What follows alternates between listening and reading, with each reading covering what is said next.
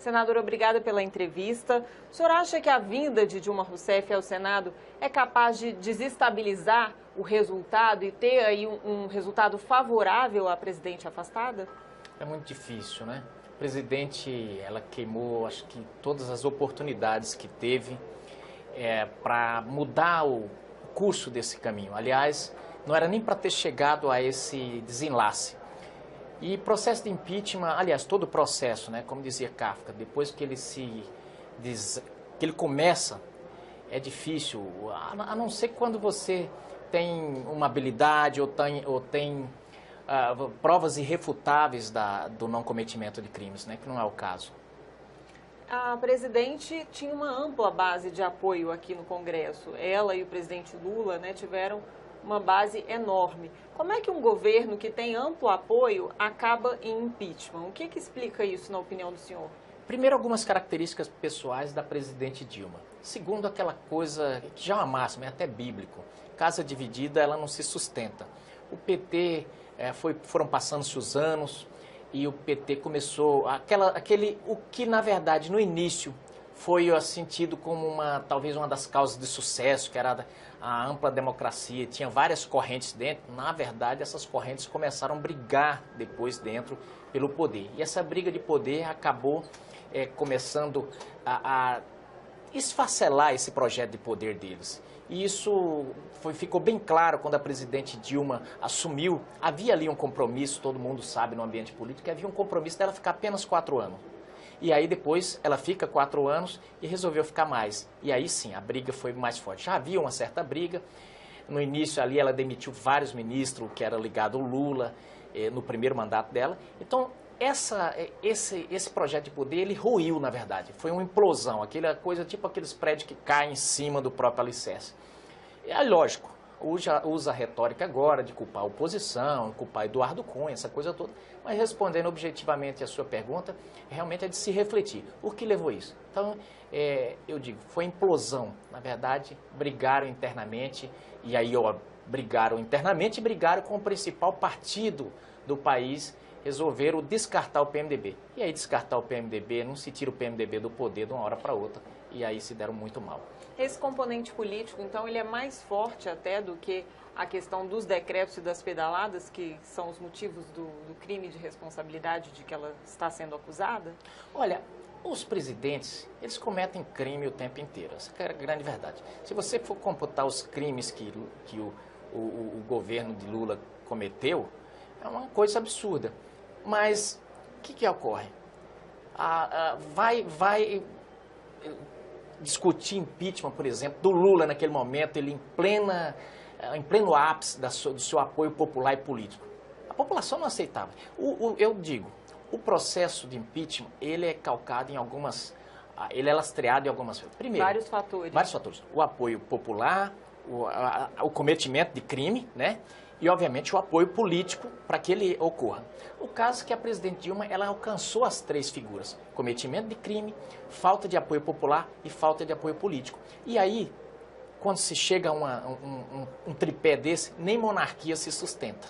Essa que é a grande verdade. É por isso que ela caiu. Aí, óbvio, as pessoas estão caçando a presidente com argumentos políticos. O processo de impeachment ele é um híbrido político-jurídico. E ela chegou a esse momento mágico, vamos dizer, essa tempestade perfeita que não tem como ela se sustentar. Tanto que ela mesma admite que se voltar, se ela conseguir passar pelo processo de impeachment, ela mesma convoca um plebiscito. Por quê? Porque ela sabe que ela não tem condições de governar. Vamos supor que ela consiga passar por esse processo. Essa questão do plebiscito, né? Ela lançou uma carta prometendo que vai chamar um plebiscito para novas eleições. O senhor acha que isso é possível? O senhor acha que a população quer isso? O Congresso aceita? Primeiro que, com todo respeito pela presidente, ela está mentindo. Ela não vai fazer isso. Se ela conseguir passar por esse processo de impeachment, esquece plebiscito. Ela não faria isso. Ela teve todas as oportunidades para, por exemplo, fazer isso. Ela sentiu que não tinha mais as condições no parlamento e tudo, e não fez. Agora, nesse momento, quando ela já viu que não tem mais, que Inês é morta, aí ela está propondo isso. Então é mais uma retórica, a gente sabe que ela está propondo. Agora, lógico que isso seria inimaginável, porque se ela não teve votos lá na Câmara para evitar o impeachment, ela teria para aprovar uma PEC que precisa da mesma quantia de voto, né?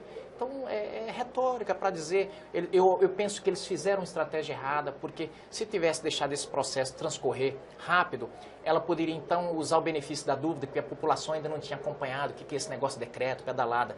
Mas com o delongar, como eles resolveram jogar isso para frente, na esperança de que passasse os 6 meses e ela voltasse, na verdade a população passou a entender. E agora está todo mundo olhando e falando, realmente ela cometeu o crime. Esse elemento, então, não é capaz de mudar o voto dos senadores, novas eleições?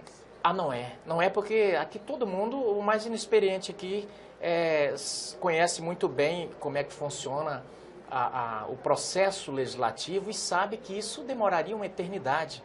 Então, não tem como. Uma possibilidade de que isso acontecesse seria se a chapa fosse cassada e aí haveria eleições diretas esse ano. E se fosse o ano que vem, eleições indiretas. Mas isso é um imponderável. Então, o plebiscito está totalmente descartado. Até porque seria um casuísmo. Veja bem, nós temos uma Constituição que diz que na vacância do presidente assume quem? Assume o vice. E, portanto, o vice-presidente Michel Temer é uma consequência constitucional. Por que nós fazemos uma coisa diferente, sendo que a Constituição já diz qual roteiro a seguir, não é? A vinda da presidente, como é que o senhor acha que os senadores vão se comportar diante dela? Vão fazer perguntas, vão escutar o que ela tem a dizer, vão ficar calados? Eu não tenho dúvida que de forma respeitosa, mas com certeza a presidente será inquirida, até porque ela falou e falou muito durante esse período na imprensa, dizendo que essa casa é golpista, passando como se fosse, ela fez um discurso de que não cometeu nenhum crime, e ela vai ser inquirida, vai ser perguntada se ela mentiu, ela vai ser perguntada sobre como ela fez a gerência, porque ela disse que ela não é culpada pela questão do Cerveró, da Passadina, essas coisas com certeza, vão ser inquiridas aqui nesse momento. Então é importante essa vinda dela, porque ela tem a oportunidade de enfrentar todas essas questões que até agora ela só enfrentou na forma inerte, na imprensa, simplesmente atacando. Aqui ela vai ter o contraditório. Antes da vinda dela, a gente vai ter na quinta e na sexta-feira, 25 e 26, a oitiva de testemunhas, né? São 2 testemunhas da acusação, 6 testemunhas da defesa, quase os mesmos nomes que já foram ouvidos na comissão. Acho que a única novidade aí é o procurador Ivan Marques, que está do lado da defesa. Qual é a expectativa do senhor em relação a essa oitiva? Vai ser repetitivo em relação à comissão ou o procurador Ivan Marques também pode desestabilizar esse processo? Eu não tenho, é que nós não temos tempo aqui, mas senão eu já conseguiria repetir de cor o que será essa audiência. Vai ser os mesmos discursos de sempre, até porque não tem muito o que se falar. Nós falamos durante aí 3 meses essas coisas. Os senadores da defesa da presidente Dilma, o discurso é o mesmo, é dizer que o impeachment é golpe, que as pedaladas não são crime e dizer que vão dizer que o procurador disse que as pedaladas não são operações de decreto. Vai ser basicamente o resumo da ópera, vai ser isso, repetitivo, vão apresentar as mesmas questões de ordem.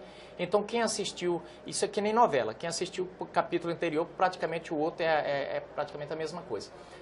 O diferencial é que isso pode se delongar e de repente a gente pode entrar até final de semana adentro, porque nós estamos nesse momento, é bom que as pessoas entendam, e aí aqui falo para os defensores da presidente Dilma, ninguém está querendo acelerar nada. É que isso é um processo do mesmo rito do tribunal de júri.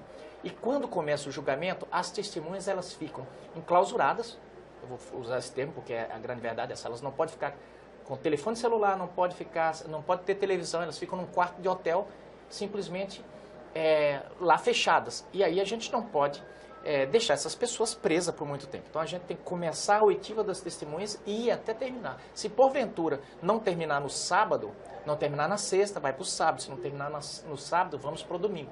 E aí, se a gente pensar que são 81 senadores, que cada um tem direito a fazer perguntas, isso realmente vai longe. São 6 testemunhas, por isso que a gente talvez entre até no final de semana aí.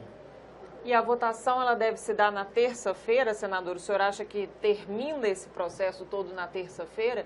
E aí queria também ouvir a expectativa do senhor em relação a essa votação, porque a presidente Dilma precisa de 28 votos para retornar ao Palácio do Planalto.